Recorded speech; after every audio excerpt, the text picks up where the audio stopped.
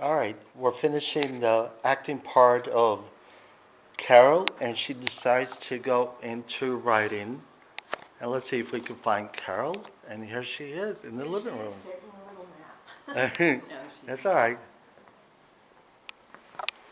Well, Carol, let's just talk about your writing aspect. Uh, you went into writing. Why did you go into writing? Because I wanted to be able to work on my own time and at my own leisure and not have to be dependent on being hired by anybody else Right. to work. Okay. So where did you go to college? At City College of New York. So you went to City College of New York, and you graduated when? In 1969. 1969. And then I was given a teaching and writing fellowship at the University of Iowa Writers' Workshop after graduation. So I got my MFA there. So you got your master's at the Writers' Workshop over there. Yes. Now, were you involved with Vietnam and all of that at the time? Were you bothered? I wasn't. Were you affected by it? I was witness to all of the protest poems that were being written at the workshop, and I attended them. Ah. But I was not. I never wrote a protest poem, and I never. Were you inspired by a writer or somebody? Who inspired you to write? I mean. Inspired. It was the people that I loved, that I had read since I was a child, read and reread poets like Rilke and Wallace Stevens. So writing was in the family, or books were present and somehow it fell upon you, or like a certain writer? There were a few books in my family, but they weren't the books that I loved, that I found in the library. I found what I wanted. Right. Yes. Because you were such a beautiful actress. I mean, you look so beautiful in some of the parts in there.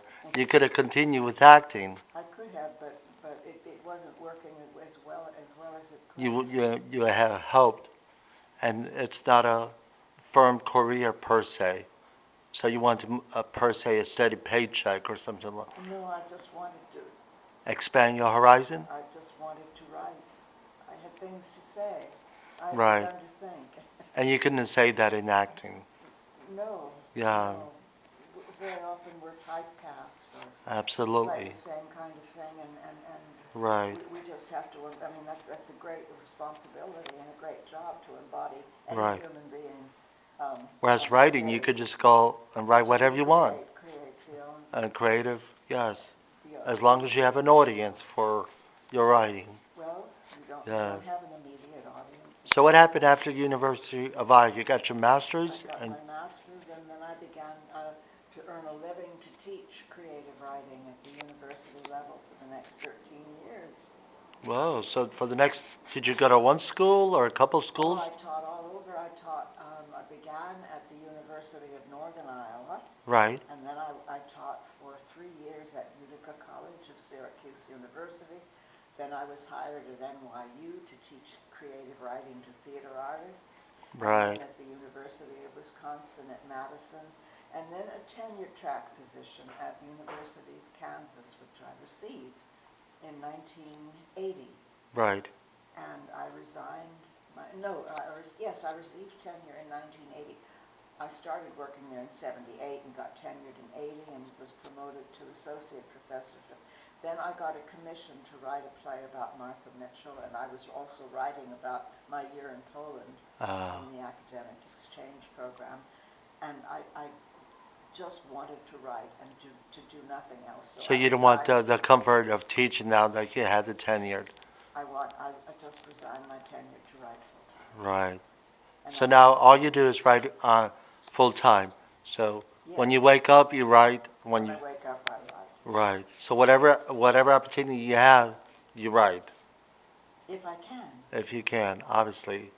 So do you write 8 hours a day, 6 hours a day? I used to be able to write that long. Now I can go about 4 or 5. 5 hours a day. Stop, yes. Now, what do you deal with writer's block? Do you have writer's block like most people do? Sure. So you have writer's block. With me, it's just being burnt out and to know that I must rest and Right. nourish myself on other artists and other work too. When you talk about what inspires, it's going to a museum or a piece of music that I Correct. play, or just going for a walk and being with my thoughts for a Right. long time.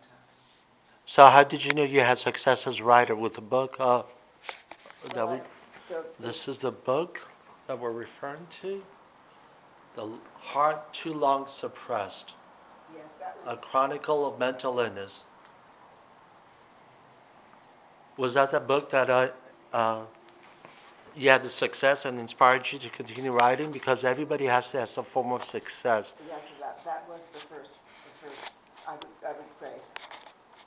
Was that the first book or second book or It third? was my third book. The third book. Yeah, I have two books of poems, and I have a book of novellas, and that was the first book, and this was the second book actually, and then after that, two books of poems.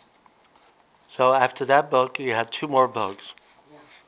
So once you wrote that book, then you received critical success, Yes, the critical success. and after that, you could just more or less pave your way. I'm trying. Trying. There you go. Very good. So what do you indicated you wrote something. I have two books now that I'm trying to sell. One is the Warsaw Chronicle. The Warsaw Chronicle. Based on my year in Poland. Okay. As visiting professor of Yes. American literature, the year martial law was declared. Yeah. Quite an interesting time. In the 80s? 1981 to 82. And this one, Lech Walesa was there, right? That's right.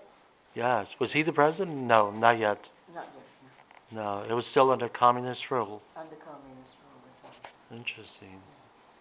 Okay. And a book-length poem called Illusion of Grandeur. Illusion of Grandeur. Illusion of Grandeur. Well, there you go.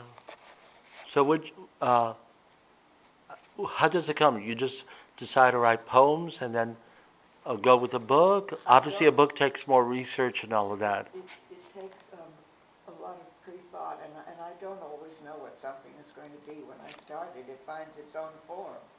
Right. So what is the day? I have something to say, and I try to find a way to say it. Sometimes Right. it will be a book, and sometimes it will be a story, or sometimes a memoir. Right. But eventually it gets into a final format, and it's just a matter of publisher publishing the book. That's right. And you don't have a publisher right now, right? Right now, no. My publisher died. My poetry publisher died, and I'm looking for another one right now. So you're looking for another poetry publisher, writer. So if there's any out there, just send an email to Carol or her Facebook page, and we will take care of that from there on. Thank you, Andy. All right, let's see. So what do you do on a daily basis? You indicate you write for 4 or 5 hours a day. Are you just like a normal person? I don't know how normal I am, but I do other things beside write. Okay, so what do you do? I go to the market, I read, I go for walks, I see friends. Do you have a lot of friends? No, Very few friends. It's a very select company. I think so. Very. Is that the way all writers are, or is it just writers in general? No, I don't think all writers have that in common, but all writers feel a sense of a great deal of solitude, a great deal of time spent alone working. Right. And so the need for companionship is strong. Correct. And you've indicated when you think of writing, you write it down on penmanship or whatever, on paper, and then you do it on the computer. When it gets ready. Yeah. Right. And then she's got her computer there, and she's got her printer and everything else. All set up, yes. There you go. This is the Westbeth Artist Community, and I'm thankful to them for allowing me to do my work here. Yes. And to live here. And you indicated you've been here since 1992. At Westbeth Community, which is a building for artists. And do your neighbors know that you're a writer? Yes. So they all know. So you're very popular